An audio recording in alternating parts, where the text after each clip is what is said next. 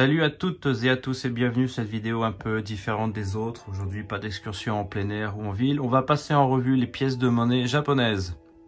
On commence tout de suite avec la pièce de 1 yen, la pièce en aluminium qui a plus de valeur fondue que dans l'état. Côté pile, la valeur et l'année de fabrication. Côté face, un jeune arbre. Et en fait, toutes les pièces japonaises, vous aurez sur la partie face une plante ou une fleur, quelque chose comme ça.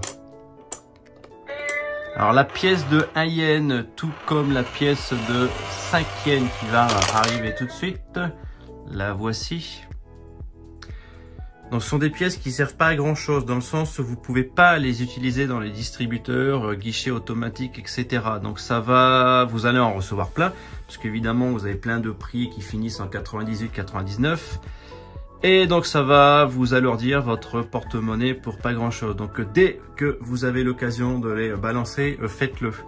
La pièce de 5 yens qui a sur sa partie face un épi de... Ah, la partie face c'est là, donc un épi de riz, voilà. Alors par contre celle-ci, vous pouvez l'utiliser dans les temples et sanctuaires.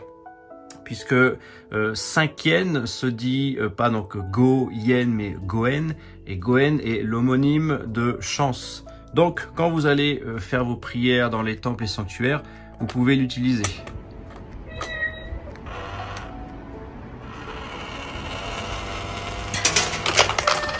On continue avec la pièce de 10. Côté pile, la valeur, l'année, plus une branche d'un arbre à feuillage persistant. Côté face, donc c'est là la seule exception aux autres pièces. Ici, donc pas d'arbre, pas d'arbuste, mais la salle du phénix du temple Byodo-in qui se trouve à Kyoto.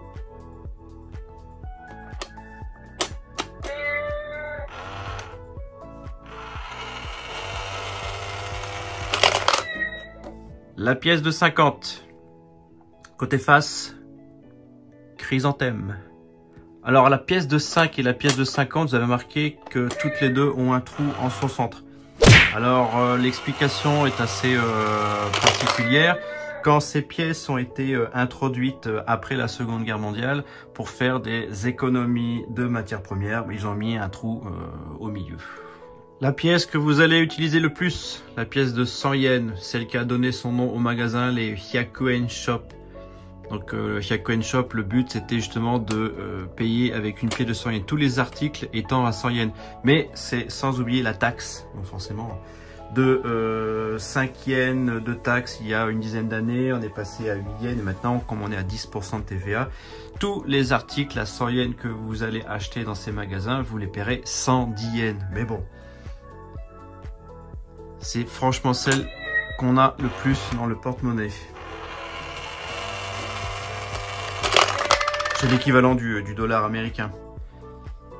Avant de donner la pièce de 100 yens au chat, j'ai oublié de préciser que sur la face, vous avez la fleur de cerisier, qui est quand même une des fleurs les plus importantes, si ce n'est la fleur la plus importante au Japon. Pardon pour cet oubli, donc ça fera une deuxième pièce pour le chat.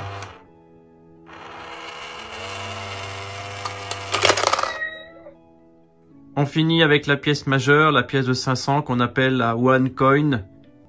La pièce de 500, donc ce coup-ci je vais pas oublier. Donc partie face, vous avez le polonien et partie pile du bambou et des fleurs de mandarinier. La pièce de 500 yens, pardon, c'est la pièce qui vous donne l'impression d'être riche quand vous en avez plein votre porte-monnaie. Et voilà, c'est tout pour cette petite vidéo. Bon, c'était vraiment une petite vidéo tranquille, hein, histoire d'essayer la tirelire qui partira ce jour même en France pour l'anniversaire de Chloé. Bon anniversaire Chloé. Ah, il est pas content.